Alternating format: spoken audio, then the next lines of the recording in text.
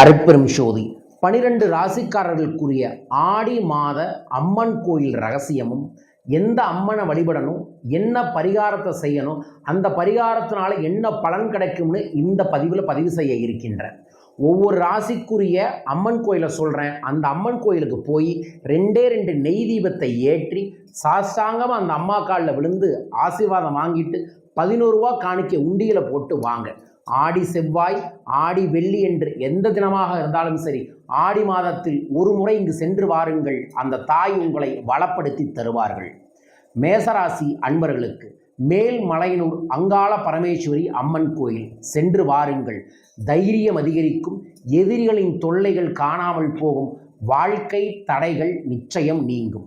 ரிஷபராசிக்காரர்கள் மாங்காட்டு காமாட்சி அம்மன் சென்னையில் இருக்கு. திருமண யோகம், குடும்ப ஒற்றுமை, செல்வ வளம் பெருகும்.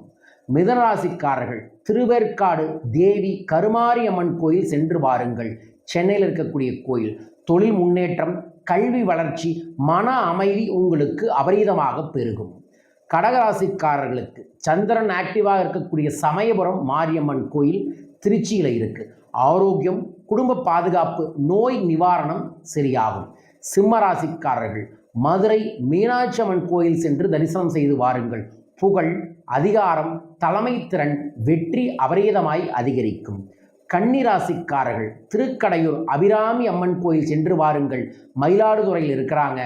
ஆயுள் விருத்தி, ஆரோக்கியம், மனக்கவலை நீங்கி செல்வம் பெருகும். துலாம் ராசிக்காரர்கள் மேல்மருவத்தூர் ஆதிபராசக்தி சித்தர்வீடம் சென்று வழிபட்டு வாருங்கள். ஆன்மீக உயர்வு, குடும்ப ஒற்றுமை, உறவுகள் மேம்படும்.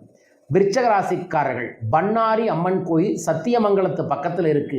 தீய சக்திகள் விலகும், பாதுகாப்பு கிடைக்கும், துணிச்சல் உங்களுக்கு அதிகரிக்கும்.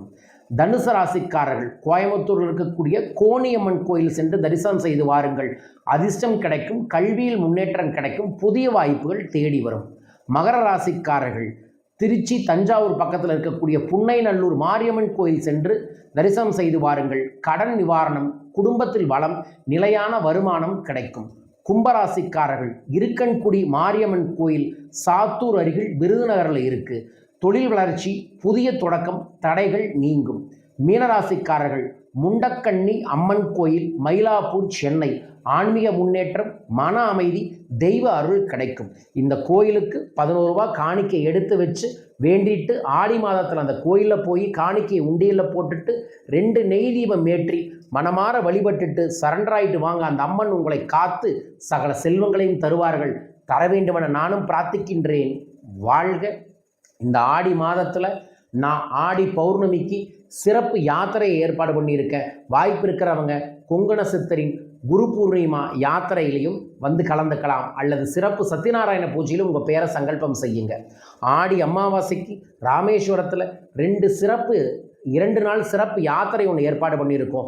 2 நாள் ராமேஸ்வரத்தில் இருக்கக்கூடிய சித்தர்கள் பீடங்கள், சூட்சமமான தீவுகள், சூட்சமமான தெய்வ வழிபாடுகள், சூட்சமமான பரிகாரங்களும் திலாகமும் செய்ய இருக்கின்றோம். மிஸ் பண்ணாமல் வந்து கலந்துக்கங்க.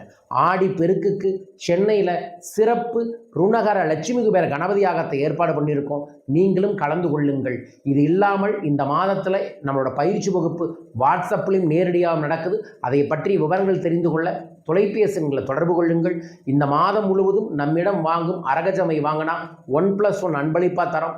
உங்களுக்கும் அந்த தெய்வீக பொருள் வர தொலைபேசிகளை தொடர்பு கொண்டு உங்கள் பெயரை பதிவு செய்யுங்க. மீண்டும் ஒரு அற்புத பதிவில் உங்கள் அனைவரையுமே சந்திக்கின்றேன். வாழ்க வையகம், வாழ்க பணமுடன். நன்றிகள் கோடி.